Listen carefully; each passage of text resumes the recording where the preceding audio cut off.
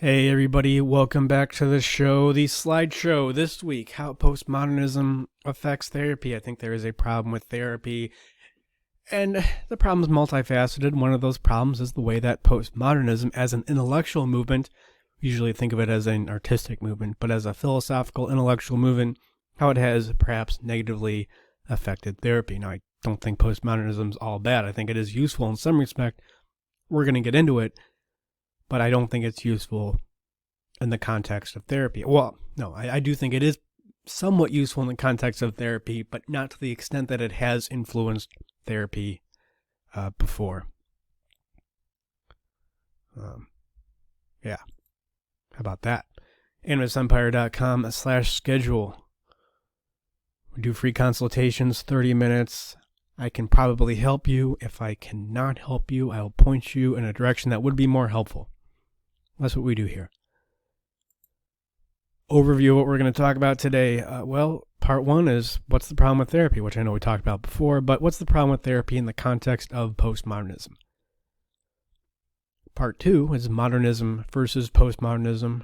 We're going to talk about these two different, let's just say, epistemological views, a way of viewing reality. Part three is how postmodernism has influenced therapy.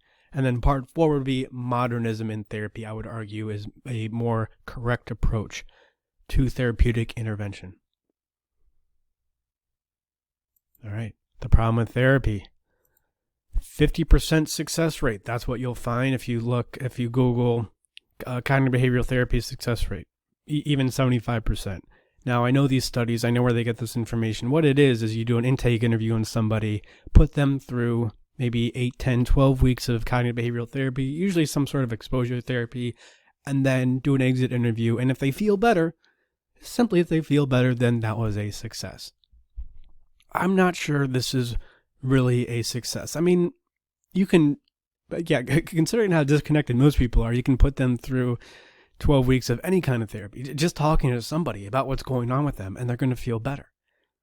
I think a success would look something completely different.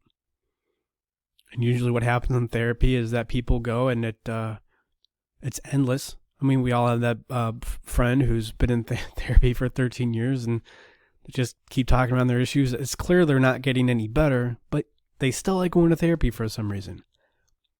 It's vague. I hear this criticism of therapy all the time. It's extremely vague. It's either way too vague or way too specific. It's either you don't know what you're talking about except when it comes to the therapist giving you advice and telling you what to do. That is cognitive behavioral therapy as a result of the problem of postmodernism in therapy. Again, we'll get into it.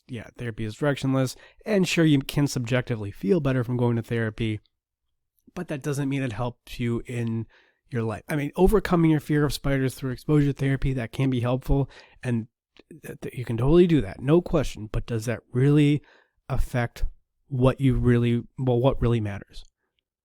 Your relationships, your ability to create a career? No. Now, that may be one small part of it, but let's not call that a success. And here's my question. Why can't therapy be like bridges? Really, why can't therapy be like bridges? When we want to put up a bridge, we can. We know how to do it. It's just a matter of time and resources. But the resources doesn't matter because we do the calculation. We say putting up a bridge here is going to be an investment. We have the Bay Bridge, which I would say is objectively better than the Golden Gate Bridge, even though that other fancier one gets all the attention. But why can't therapy be like this? If somebody has an issue, okay, you have an issue. Let's just put you through this process. And it's worth it because you can't really have a society where people have a whole bunch of emotional issues. And if you do, you get something like perhaps campus culture currently as it is. But here's my question. Why can't therapy be like bridges? Now, maybe the answer to this is, engineering, civil engineering, bridge building, it's scientific. Which is true, but I don't think that's the reason. Or you could say it's more concrete. The laws are more concrete, which may be true, but I think that is a symptom of something else going on. And here's what I think is ultimately going on. There's an epistemological difference between bridge building and therapy. there's a relationship. There's a definite relationship between the bridge and reality. We have materials, we have equations, we have laws of physics. We have a certain climate in which we're going to build as a bridge. We're going to have the length of the span for the bridge. Okay, we can do this. We can kind of figure this out. And we don't have that same kind of epistemological framework when it comes to therapy. And part of the reason is postmodernism. Now, there's a reason why postmodernism has influenced therapy and art. We'll get to it more than it has influenced bridges. But the problem still remains. There's this epistemological issue.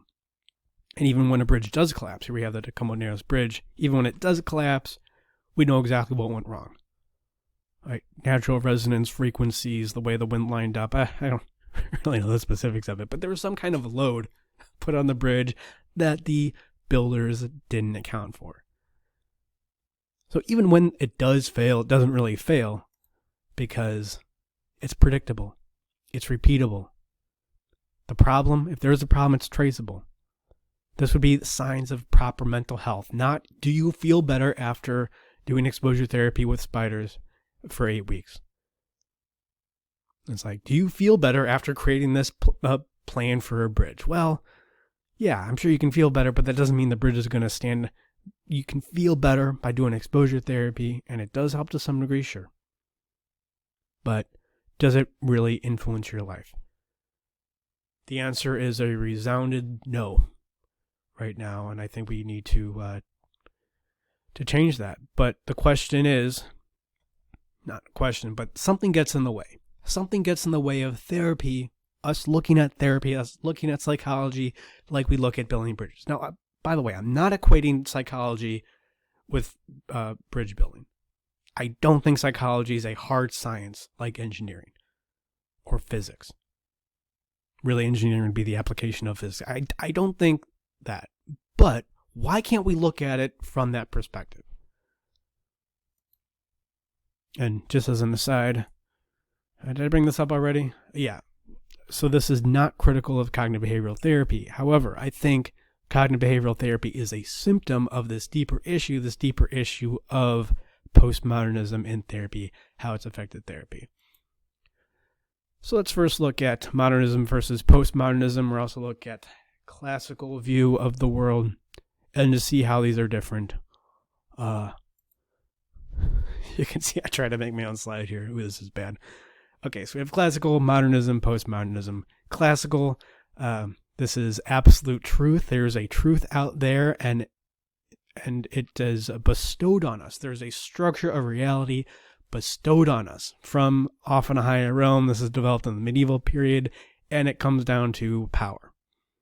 Modernism, well, I'll say first, postmodernism is really opposite of that. Truth does not exist, and perhaps one of the reasons why postmodernism seems so alluring is because people think the only alternative is this classical view of the world. This classical view of epistemology, absolutist epistemology. Postmodern epistemology is truth is subjective. This is based on continental philosophy. There is no structure, yet for some reason, power is still important to the postmodernists, and we're going to discuss exactly why, and this is going to dovetail into why cognitive behavioral therapy is so popular, even though therapy, psychology has been greatly influenced by postmodernism. But then you have the modernist approach, which is there's an objective truth, this developed during the Enlightenment, and the structure, it doesn't just bestow its power on us, it does exist in reality, but we must identify it. We must be the ones to identify the structure.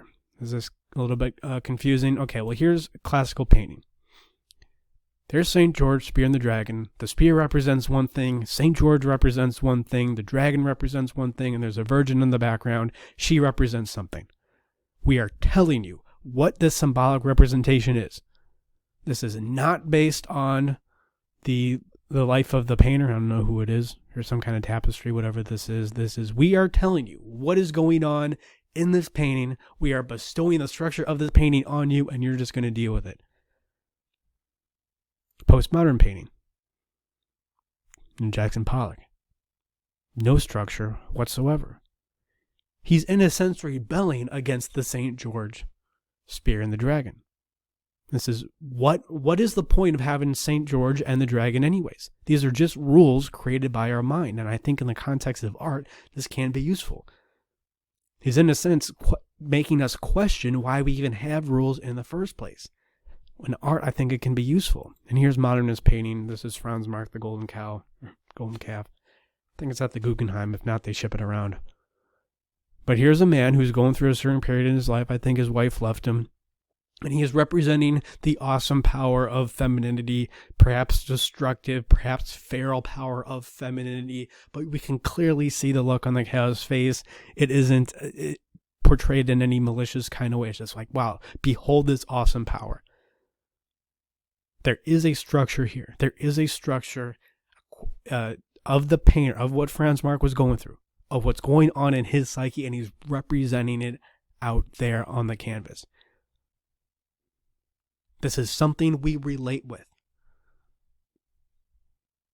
This is a lesson. St. George spearing the dragon, this is a lesson, and what Jackson Pollock does is nothing. But it does at least get us to question why we have a structure in the first place. And I think that is a completely legitimate question and a completely legitimate purpose of postmodernism in art. Why do we have a structure in the first place? Other example of postmodernism. This is Yoko Ono screaming at MoMA. I have done a lot of soul searching on this, and I'm not going to play this video because it's just too funny. But I do encourage you to look up Yoko Ono screaming at Museum of Modern Art in New York. She's, in a sense, by screaming on the microphone, asking why do we even have music in the first place, which is a legitimate question. Another legitimate form of postmodernism in art is Andy Kaufman.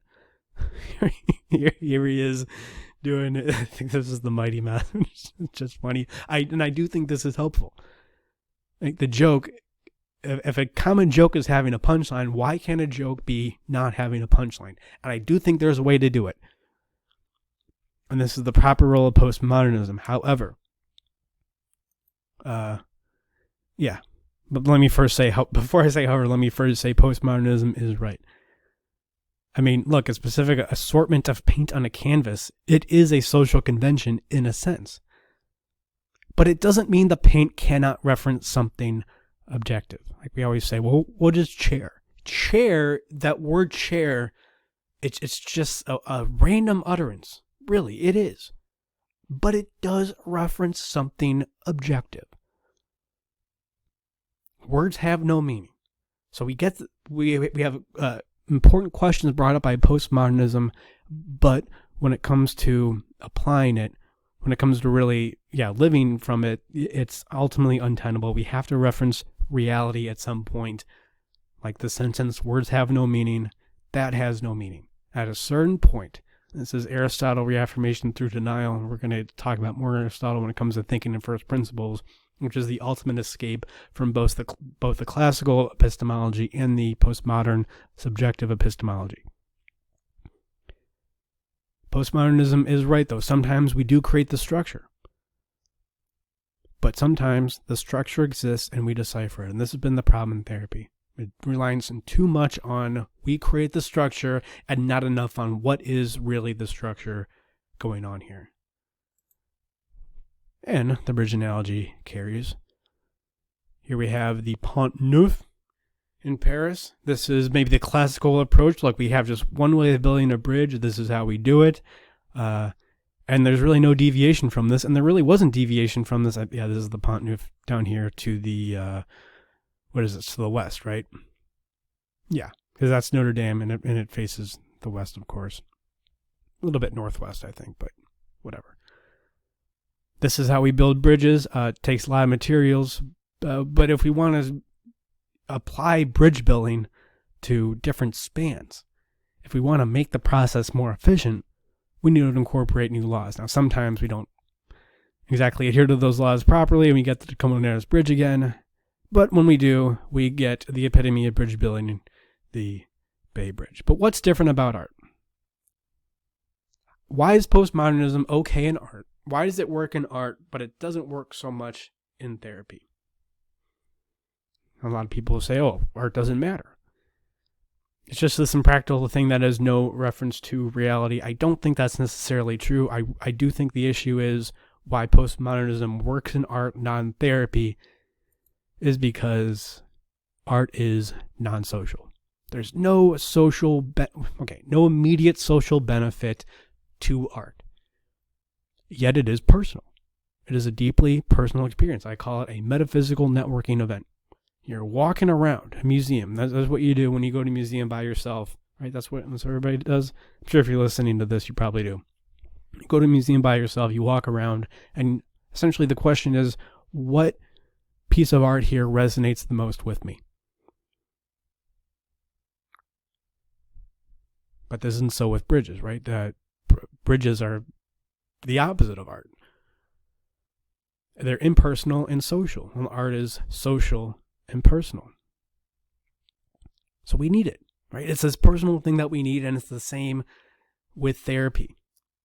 Why even abusive relationships can be helpful in a sense, because there's just a part of us that needs the relationship, just like there's a part of us that needs the art.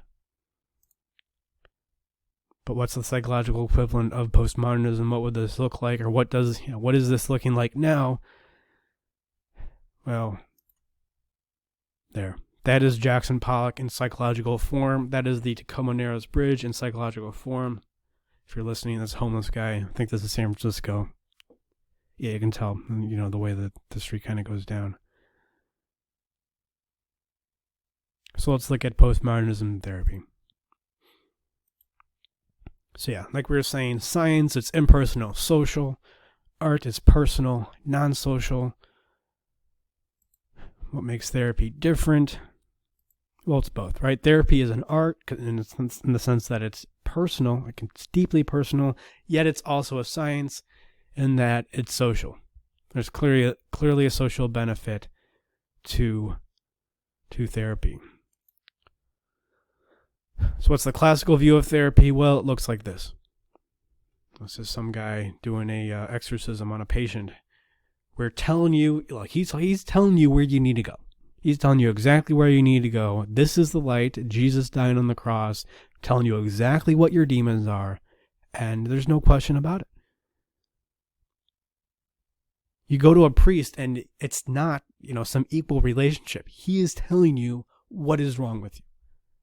He is bestowing the structure of reality on you from above. Well, he's really the conduit from above. Also Freud. I think Freud, in some respect, was classicism in therapy. This was the absolutist approach. And this is just a great example of this is his views on dream interpretation. According to Freud, if you experienced something in your dream, it meant one thing. It could not have meant anything else. There was no interpretation. It was the structure of your mind bestowing the reality on you. There's no interpretation there. You go to, it's not like you had any power in this relationship. It's not like you had any agency in this relationship. You would go and tell Freud what was going on with you, you would tell him your experience, and he would tell you exactly what was going on. There was no real decision on your part, very much like going to the priest. He is the conduit, but the priest is bestowing the power of the supernatural world. Freud is bestowing you the power of your unconscious. The DSM-5, also classicism in therapy. So how can we have the DSM-5 in the context, even though postmodernism taken over therapy? Well, this isn't so much for therapists. The joke is it's more for lawyers and insurance companies. But I think we'll find that whenever you get rid of structure, nature abhors a vacuum, right? So a structure always seems to find some way of forming. And I think this is very similar to why we have CBT. But what does postmodernism in therapy look like? Carl Rogers, person-centered therapy. The structure, in a sense, depends on the person. It is subjective. The client comes in. You tell me the problem. You tell me what's going on from your own perspective. I'm just going to reflect back to you what I see. I am a conduit to nothing. I am here to magnify your subjective experience. I am here to validate you. This is when I first was in grad school. It wasn't explicitly a Rogerian, person-centered approach, but that's effectively what it amounted to. It amounted to validation without really going anywhere, without telling without interpreting anything, without telling the patient or client what things meant at all. And this is how you get spending 13 years in therapy, talking around an issue and not getting any better. I mean, in a sense, this does feel good. And I do think there is some helpful aspects to this, definitely. Validation is a definite part of therapy, but it's not the entire part. Questioning rules, questioning structure is an important part of therapy and art and everything else. But if that's where you end up, in art that can be useful, I get it. But in therapy and something that has a definite social consequence, it's not useful. In bridge building, something that has a definite social consequence, not useful. And here we have Thomas Saz, The Myth of Mental Illness. Mental illness is the product of the observer's construction and his definition of the behavior of the persons he observes as medically disabled individuals need medical treatment. Mental illness is the product of the observer's construction. I mean, this is unabashedly postmodernism in therapy. This is, it's easy to blame Thomas Saz, and yeah, if you want to see his picture there, I mean, that's like in Rocky IV. When Rocky takes Drago's picture and crumples it up and during the training sequence. That's what I do every morning with Thomas Saz's picture, essentially. But it's not that he was so incorrect. He was just represented something. He was speaking to these ideas that had been prevalent in therapy for a long time and been prevalent in Western culture, ever since continental philosophy, 19th century philosophy. He just shed new light on them in the context of therapy. And here I have an article about that, The American Insanity on animusempire.com. Just go search that. But this is why we have the mental health epidemic. In part, this is why we have the homeless problem for sure. Well, what's schizophrenia? It's just a different way of living in the world. In fact, maybe it's better. Maybe it's schizophrenic has some insights that the rest of us don't. Who are you to say? Who are you to put him in a hospital? Oh, now we have a public defecation problem. I wonder why. Well, yeah, exactly. If you have a problem with the public defecation, that's just your construction is incorrect. Who are you to say? And it does get this bad. I mean, this is from the horse's mouth, and we are all influenced by Thomas Saz to some degree. Whether you've heard him, it doesn't matter. We are all influenced by these ideas right now. There's dialectical behavioral therapy. It's dialectic. Right? It's a collaboration between the patient and the therapist.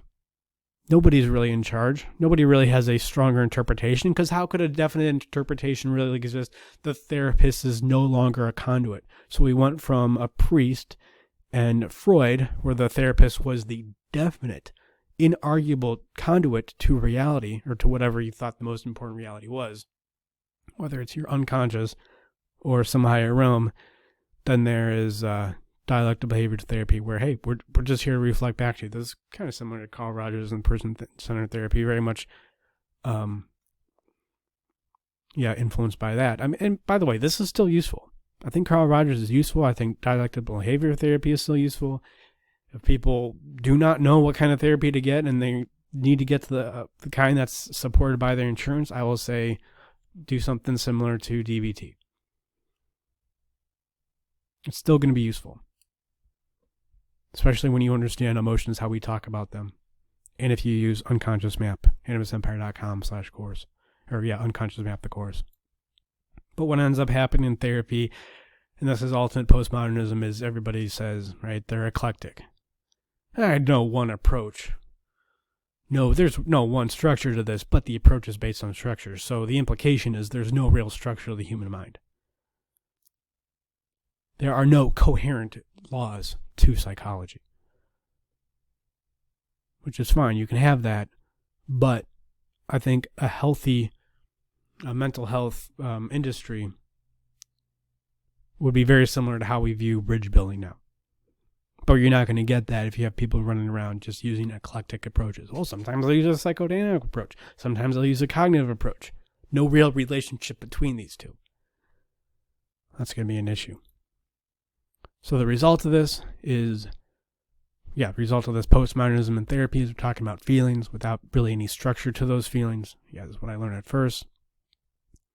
And of course, this can't be helpful, but I do think there's a better way.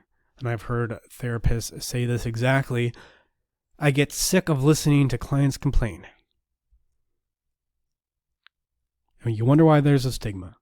Because there's no structure to the complaints. You don't know the purpose of therapy. So all you can see is that there's just listening to a patient complain. It can't be any more than that. It can't be any more involved than that. Oh, what are you saying? Are you saying that there's a structure to the mind? Or what are you, Freud? What are you, a priest? No, but there's a different way of creating a structure. Yeah, by deciphering the structure that's there and learning from it and not just taking instruction from it. And so the FOSS solution is cognitive and behavioral modification without connection. So that's why we have the CBT hegemony, not because it's philosophically supported so much, though it does have its roots in Stoicism, but the reason why we have this is because, we need to be helpful to some degree. Right? We do understand on some level that there's a social benefit to therapy, and it can't just be Yoko Ono screaming at MoMA. Right? However funny Andy Kaufman is, it can't just be that. It has to really be useful. So we're going to prescribe thoughts and behaviors and perhaps even feelings, but it's not really connected to any of the feeling meandering that we were talking about before. Like up in here, just talking about feelings without structure. Okay, we can come and talk about feelings without structure, and you can come in and complain, but I'm going to give you a homework in a sense, but it's going to be disconnected from the emotions you're going through. So it's ultimately going to be not useful.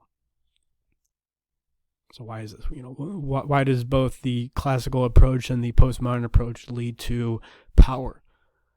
Well, the same question is, why does fascism and socialism look the same? Philosophically, based on how we understand it now, I know there's different. Not even regret bringing up fascism and socialism. They come from different ends, right? Fascism comes from the right top-down approach. Socialism comes from the postmodernism, there are no rules approach, yet socialism ends up looking like fascism. Why is this? Same reason why we have cognitive behavioral therapy in a sea of postmodernism philosophy, because you have to do something at some point. You have to start telling people what to do. And it's been said, I think it's Thomas Sowell, fascism is honest socialism, that's why. All right, so what would modernism in therapy look like? Well, let's go back to this. Sometimes we create the structure, but sometimes the structure exists and we decipher it. Now, I would argue that the first modernist in therapy was, of course, Jung. And again, going back to the dreams as an example of this, Jung's interpretation of dreams, or how he viewed dream interpretation, was different than Freud. He thought the symbols do exist, but what matters more is your interpretation of the symbol. That says more about your psychology than the symbol itself. Just like when you're watching a movie. Two different people can get two different interpretations of it. Now, does that mean the movie is subjective? No. A subjective movie would be there's really no interpretation whatsoever. And your interpretation of it doesn't matter. It doesn't mean that much about you. Freud thought differently. It was your movie, the movie that you make. The dream is the movie that you project from your unconscious while you're sleeping. It does have meaning, and just because it's open to interpretation does not mean it's subjective. Yes, we have this unconscious, but how do you relate with the unconscious? There's archetypes. There's certain symbols that keep coming up over and over. That's your unconscious. But what matters more isn't, you don't go to Freud and he tells you how to think about it. What matters more is, how do you think about it? How do you interpret it? What useful thing can you make out of it? That's modernism. That is, a structure is there and we relate with it. We don't just obey it. We don't pretend that it's not there, but we relate with it. So how to tell the difference between when you are deciphering a structure that exists and when the structure is created by our minds, which sometimes happens. An objective structure would be cross-cultural. It would exist similarly across different cultures. It is conceptual, and it represents some value that's important for humanity to survive. Now, a subjective structure would be culture-specific. Okay, so cross-culture versus culture-specific. So look, every culture has some kind of shamanic experience, some kind of religion. And if you actually look at the way that these different religions are, there's different parts, or there's very similar parts of the religion. Now, the precise ritual would be different, even though the ritual itself is present throughout culture. So the ritual is objective. But whatever precise aspects of the ritual are not, and that leads into the second one. So objective is going to be more conceptual. It's going to be more abstract. It's going to be able to apply the same way of looking at the world in different situations, whereas subjective is going to be more concrete and then no inherent value reference. But the ultimate distinction, I think, is the ability to think in first principles, the ability to take our observations back to reality, and this is a philosophical issue. Aristotle in metaphysics, in every systemic inquiry where there are first principles or causes or elements, knowledge and science result from acquiring knowledge of these. For we think we know something just in case we acquire knowledge of the primary causes, the primary first principles, all the way to the elements. So there is a reality out there that is up to us to think about. And that is how we base a science. That's how we, that is a proper science based in reality. And this comes from thought. This comes from whether we can boil an issue down to its fundamental parts. Now, this may sound a little complex. Let's look at first principles example. It's something that you hear all the time in graduate school. Emotions are complex and subjective. Which from one respect is true. Emotions are complex. They do feel subjective. Yeah, they do feel complex. But does this necessarily make emotions so? We do know other things about emotions. We do know that they are the main driver of action. And we do know that all action can be goal-oriented. So when we understand emotions from this respect, that it's either driving us towards a goal or restraining us from a goal, if all action is all based in our emotion to some degree, then maybe emotions aren't so complex. Can they feel complex? Of course. Can we feel pulled in different directions? Of course. But that doesn't mean that what they are is complex. I mean, if you look at a bridge, does the Bay Bridge look complex? Sure.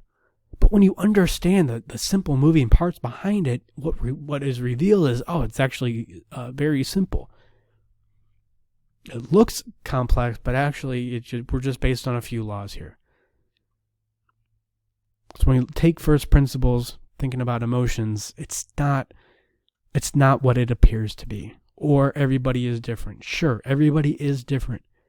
In a certain respect, everybody is different. But also from a different perspective, everybody is the same. And this comes down to thinking in precision. We are not going to have a field of psychology unless we can become precise. Now, we're not going to become concretely precise like we can with bridges. This is a soft science. I don't think soft sciences exist. I think soft science is just a philosophy. This is a philosophy. But that doesn't mean we cannot be precise in our thought and how we think and how we derive, really, psychological principles from reality. So what would a modernist approach to psychology look like? Exactly what I said before. It'd be predictable. It'd be repeatable. If there was a problem, you can trace the problem and say, this is where we messed up, like with the Tacoma Narrows Bridge. This is where we messed up. because we have these principles of this field. And you really wouldn't hear about there being much of a problem. It's like we don't hear bridges collapsing being much of a problem. Does it happen? Sure. But when it does happen, we know exactly what the problem was. But this comes down to thinking in first principles, referencing reality, understanding when we are deciphering a structure that exists, and understanding when we are creating that structure. But this is a philosophical question. This is an Aristotelian question, and this is where psychology needs to go. And then, gonna look like that. The City Rises by Umberto Boccioni. Objectively, the best painting of all time. That's the feeling I want when we come out of therapy. Not the oppressive structure of the priest bestowing the supernatural word on you, not the oppressive structure of St. George spearing the dragon. Here's what's going on. Here's exactly what's going on, and you better submit to it. But also, I don't want the meandering Jackson Pollock just going around for 14 years without getting anywhere.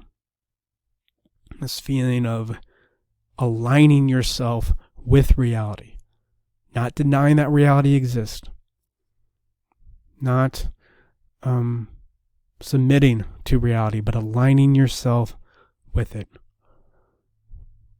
And that's what's going to make therapy useful again. And thank you.